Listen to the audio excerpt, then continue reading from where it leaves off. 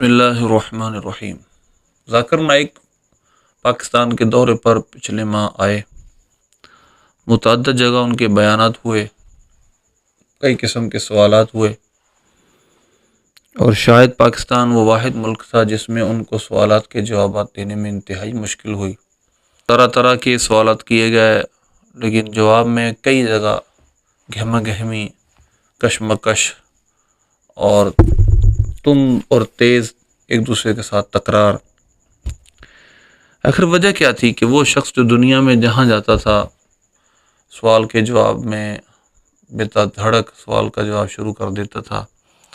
यह देखने में आया कई सवालात के जवाबात में इंतहाई दुश्वारी, सवाल समझने में इंतहाई मुश्किल और जवाबात भी बस औक़ात ऐसे दिए कि जो सवाल के मुताबिक ही नहीं थे। अब बाद लोग हमें मुतासिब कहेंगे, बाज़ कहेंगे उनसे जेलसी है ये वो। तो ये बात याद रखिए, असल बात यह है कि आप जितने मर्जी दुनियावी पढ़ लिख लें, लेकिन आप हैं तो बहरहाल दीन के एतबार से कोरे ही। तो दीन का आपने नहीं पढ़ा तो आपको तो नहीं पता कि वो गलती क्या कर रहा है। तो लिहाजा अंधों के देश में काना राजा ये ना करें। जब तक आपको कोई आँख वाला नहीं मिलेगा तो राज्य के कानेपन का पता आपको नहीं चलेगा। तो एक सवाल किया गया, मैं उसी का जवाब आपके सामने पेश करूंगा। ईसाई लड़के ने खड़े होकर सवाल किया। वो सवाल भी ज़ाकिर नाइक समझने से ही कासिर था कि ये क्या कह रहा है। सवाल टोटल फ़लसफ़ी था और आप सुन रहे हैं की ज़ात के साथ उसकी सिफ्त है। क्या है? अल्लाह का कलाम उसकी सिफ्त है। शिफ्ट जी, शिफ्ट जी, तारीफ, सिफत सिफत सिफत बोलिए ना। जी, हाँ सिफत, हाँ जी हाँ बोलिए। अल्लाह का कलाम उसकी सिफ्त है और इसने जिस्म इख्तियार किया, ये इस्लामी किताब से साबित है।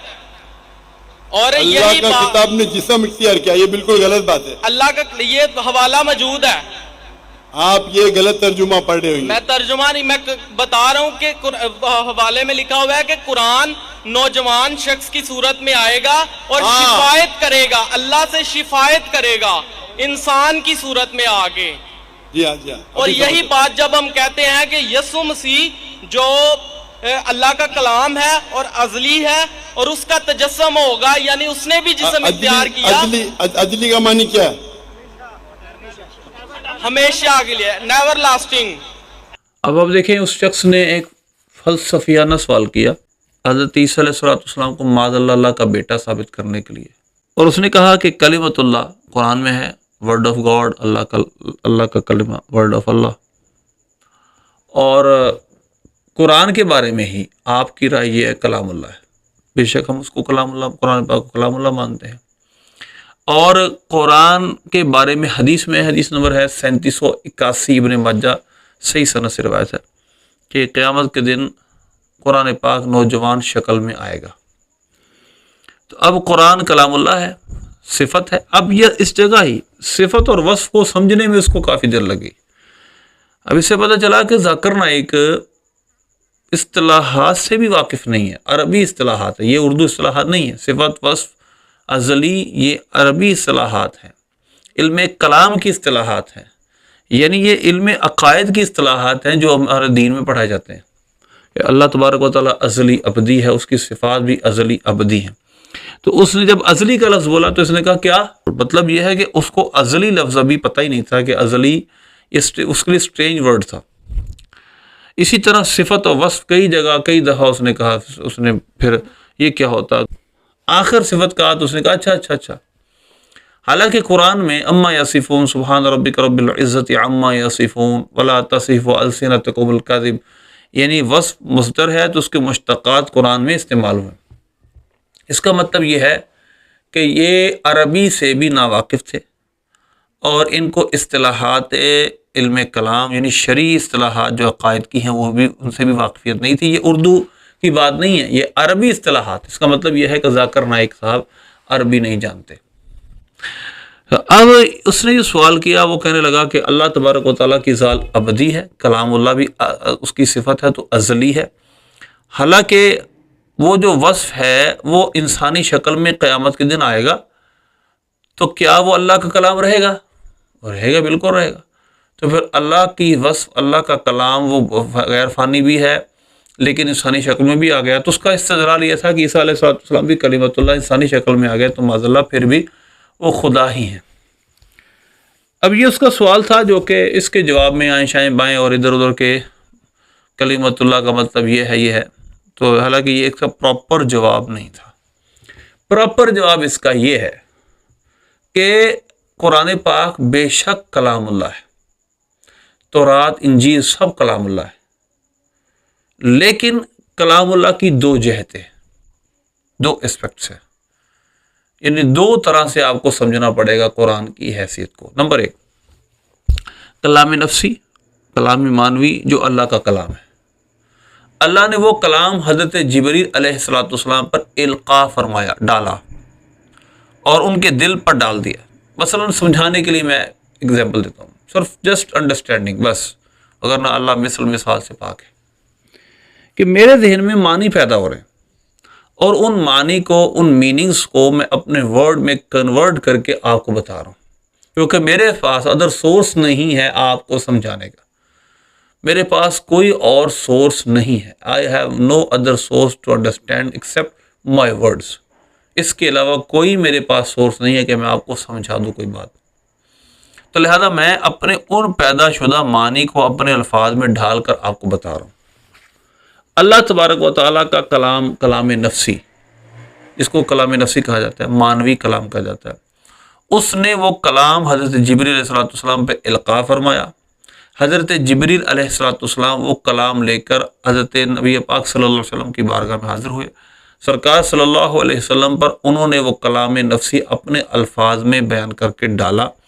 تو یہ کلام بخش جو ہمارے پاس قرآن پاک کے نقوش ہیں، الفاظ ہیں، یہ سارے کے سارے الفاظ اس کلام نفسی اور کلام مانوی پر دال ہے۔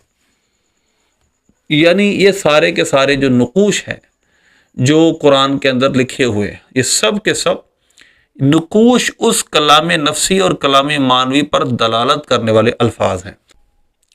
مطلب یہ ہے کہ یہ الفاظ کلام پر دلیل ہے، اس الفاظ اس کلام پر دلیل ہے، اور یہ نقوش یہ فانی ہے، وہ کلام فانی نہیں ہے۔ یعنی جو نقشے ہیں، یہ جو لفظ ہیں، الف ہم ڈنڈا لکھ رہے ہیں، بے کے نیچے زیر لکھ رہے ہیں، اس کو کھینچ کے لکھ رہے ہیں، یہ جو الفاظ ہیں یہ فانی، یہ ہیں حادث، اور یہ قرآن کی شکل اختیار کریں گے قیامت کے نوجوان کی۔ اور یہ جو نقوش ہیں یہ کلام نفسی پر دلالت کر رہے ہیں جو اللہ کا کلام تھا، اور وہ غیر فانی ہے، وہ فانی نہیں ہے، وہ امورٹل ہے، وہ مورٹل نہیں ہے، وہ انفینٹ ہے۔ تو لہذا یہ دو جہتیں ہیں کلام الہی کی، کلام نفسی، کلام مانوی، اور اس کلام مانوی پر دلالت کرنے والے یہ نقوش، اور احادیث میں ہے کہ یہ اٹھا لیے جائیں گے، یعنی یہ قرآن پاک کے نقوش قیامت کے قرب میں اٹھا لیے جائیں گے۔ یہ نقوش اس کلام نفسی پر دلیل ہیں اور یہ حادث ہیں، تو لہذا قرآن پاک کے یہ جو الفاظ ہیں یہ ایک دن اٹھا لیے جائیں گے، یہی انسانی شکل اختیار کریں گے۔ وہ جو اللہ کا کلام ہے وہ کلام نفسی ہے، وہ کلام مانوی، وہ مخلوق نہیں ہے، وہ اللہ کا کلام ہے، وہ فانی نہیں ہے، وہ حادث نہیں ہے، وہ ازلی ابدی ہے، وہ اللہ کی صفت ہے۔ لہذا حضرت عیسیٰ علیہ السلام کلمت اللہ ہیں، اگر وہ انسانی شکل میں آ گئے تو پھر کیا ہے؟ پہلی بات تو یہ ہے کلمت اللہ کا مفہوم وہ نہیں ہے جو اس عیسائی نے سمجھا ہے، وہ اللہ کا کلام ہے۔ اس کا مطلب یہ نہیں جس طرح قرآن ہے، مطلب یہ ہے کہ ایک تشریح اس کی یہ ہے کہ وہ اللہ کے ارادہ کن سے بنے، کیونکہ وہ بغیر باپ کے پیدا کیے گئے ہیں، اور ان کا جو سورس آف کریشن ہے وہ نارمل نہیں ہے، تو لہذا اللہ نے ان کو اپنی قدرت خاصہ سے پیدا کیا ہے، ان کے کلمے سے پیدا کیا، اس وجہ سے وہ کلمت اللہ ہے۔ ایسا نہیں کہ وہ اللہ کا کلمہ ہے، بلکہ اللہ کا کلمہ ان کے بننے کا سبب ہے، ایک بات۔ اور دوسری بات، اللہ نے اعزازاً ان کو کلمت اللہ کہا، جس طرح اللہ نے روح اللہ کہا، جس طرح حضرت جبریل علیہ السلام کو اپنی روح فرمایا، جس طرح انسان کی روح کو روح ہی فرمایا، جس طرح انسان کی روح کے متعلق ونفخ فیہ من روحہ۔ تو یہ اضافت تشریفیہ ہے، آنر دینے کے لیے بعض اوقات کسی غیر کو، کسی چیز کو، کسی عمدہ چیز کی طرف، عمدہ ہستی کی طرف منسوب کیا جاتا ہے تاکہ پتہ چل جائے کہ یہ چیز کو یا یہ ہستی کوئی عام ہستی نہیں ہے۔ لہذا حضرت عیسیٰ علیہ السلام کو اللہ نے اعزاز بخشنے کے لیے روح اللہ کہا، اعزاز بخشنے کے لیے کلمۃ اللہ کہا، لہذا یہ قرآن میں اور مثالیں موجود ہیں۔